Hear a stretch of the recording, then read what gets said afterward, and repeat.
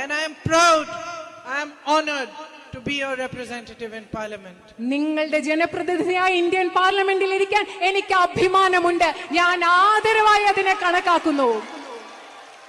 There could be no greater honor for a person than to see the smiles on your faces.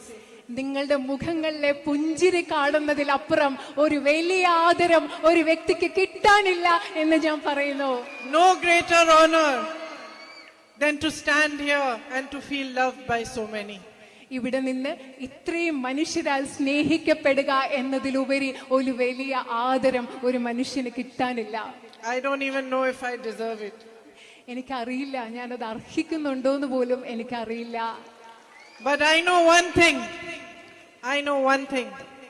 that I am going to prove to you in the next 5 years how hard a person can work for their constituency, for the people they represent.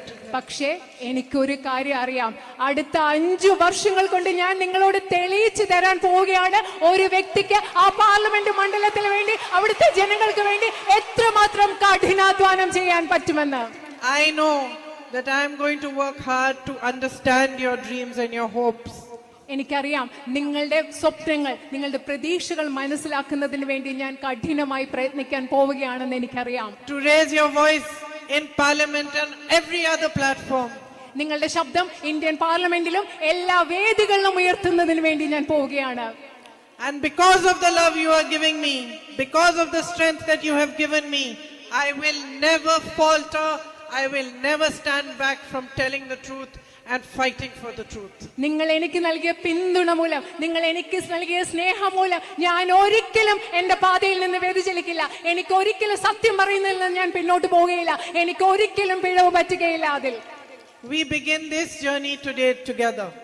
ഇന്ന് ഈ യാത്ര നമ്മൾ ഒരുമിച്ച് തുടങ്ങുകയാണ്. It is a journey filled with love from both sides, yours and mine.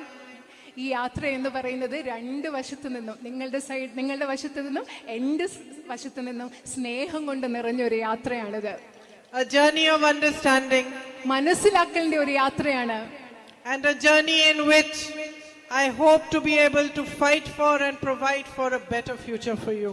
ആ യാത്രയിൽ ഞാൻ വിശ്വസിക്കുന്നത് നിങ്ങൾക്ക് വേണ്ടി, നിങ്ങൾക്കൊരു മെച്ചപ്പെട്ട ഭാവിക്ക് വേണ്ടി പോരാടാനും നിങ്ങൾക്കത് നൽകുവാനുമുള്ള ഒരു യാത്രയുടെ പോരാട്ടത്തിന്റെ യാത്രയാണിത്.